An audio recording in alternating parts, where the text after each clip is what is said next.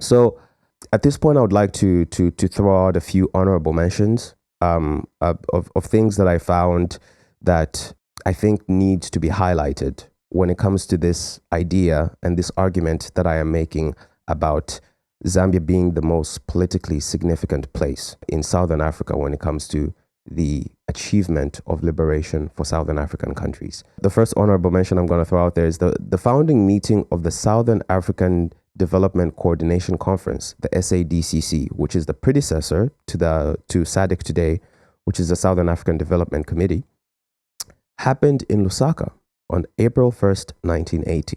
So the meeting happened as a follow-up to a meeting between foreign ministries of the frontline states in May of 1979 in Gaborone, Botswana. And the conclusion of the Gaborone meeting was that ministers responsible for economic development of each respective state needed to meet next, and that meeting would happen in July of the same year. And that rolled into the meeting that officially established the SADCC in the following year in Lusaka in April. The initial goal of the formation of the Southern African Development Coordination Conference between the frontline states was to form a bloc that would collaborate economically and politically to reduce dependence on apartheid South Africa and to also isolate it within the region. For those of you that may not be aware, the frontline states were all the states, mostly in Southern Africa, that were under majority black rule at the time, which was every Southern African country with the exception of Namibia and South Africa. The SADC and the existence of the SADC today in some way is thanks to the efforts of Kaunda and many, many other people. But Lusaka, again, played a very crucial and central role in ensuring that the SADC was created. So the second honorable mention is, while Zambia only got its independence in 1964, Kenneth Kaunda was still in attendance and made many contributions to the drafting of the Charter of the Organization of African Unity in May 1963. The OAU, for those of you who don't know, would later become the African Union, the AU today, which is supposed to be the organization that brings together all African states and encourages many things that have to do with economic integration and the stamping out of colonialism and neocolonialism and so on and so forth. So he also served as president of the OAU from 1970 to 1971 and from 1987 to 1988. In fact, at his death in 2021, Kenneth Kaunda was the last living founding father of the Organization of African Unity, and he was also the last living founding father of SADC. So there's your nice little tidbit of information there.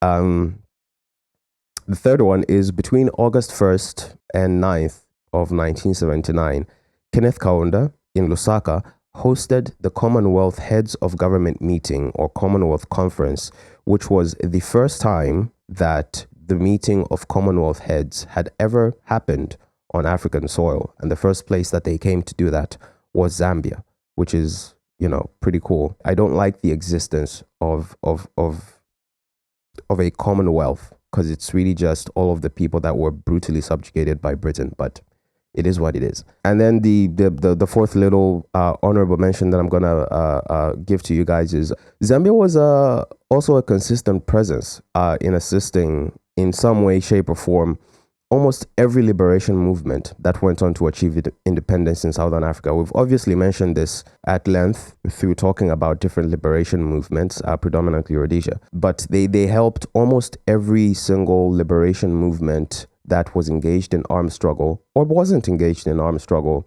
across Southern Africa. By the way, every single liberation movement ended up being engaged in armed struggle, because the only way to liberate yourselves from people who refuse to let go of what belongs to you is to engage in the same violence that they engaged in against you when they took what belongs to you.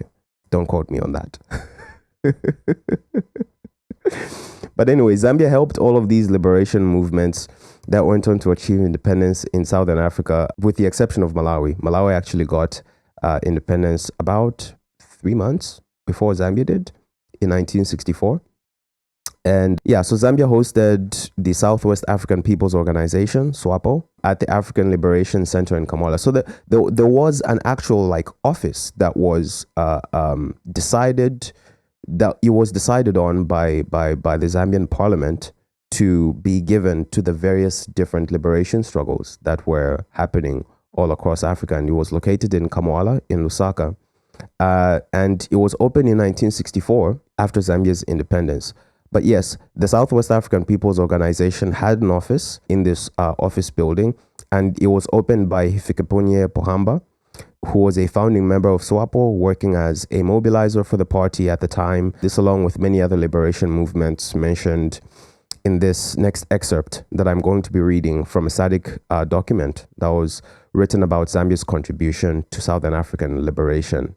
The Zambian government decided that at that stage, direct government assistance to liberation movements would be limited to the provision of office accommodation, while additional financial contributions were to be channeled through the OAU's Liberation Committee in Dar es Salaam, which had a central fund for that purpose. By 1965, foreign nationalist organizations operating in Lusaka included the Zimbabwe African People's Union, ZAPU, the Zimbabwe African National Union, ZANU, the African National Congress, the ANC, the Pan-African Congress of South Africa, PAC, the Southwest African People's Organization, SWAPO, the Caprivi African National Union, CANU, the Caprivi African People's Union, CAPU, the Mozambique Liberation Front, FRELIMO, the Mozambique National Democratic Union, UDENAMO, the Mozambique African National Congress, ANC Mozambique, the Popular Movement of the Liberation of Angola, MPLA, the Union of Populations of Angola, UPA, National Front for Liberation of Angola, FNLA, and All African Convention and Unity Movement, South Africa. The status of Zambia as the center which many liberation movements planned, launched, and sustained all types of campaigns for the purpose of achieving independence is absolutely undeniable. At the center of all this was one of the greatest diplomats and leaders that Zambia and Africa ever produced, in Kenneth Kaunda. I invite all who have had a chance to watch and listen to this to dive in and explore all the topics I've outlined here with the various sources that I've mentioned below. Thank you for watching. Thank you for wanting to learn and for joining me on this journey we're taking.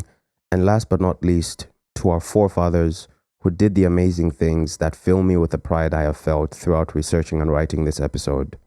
Mwabombeni.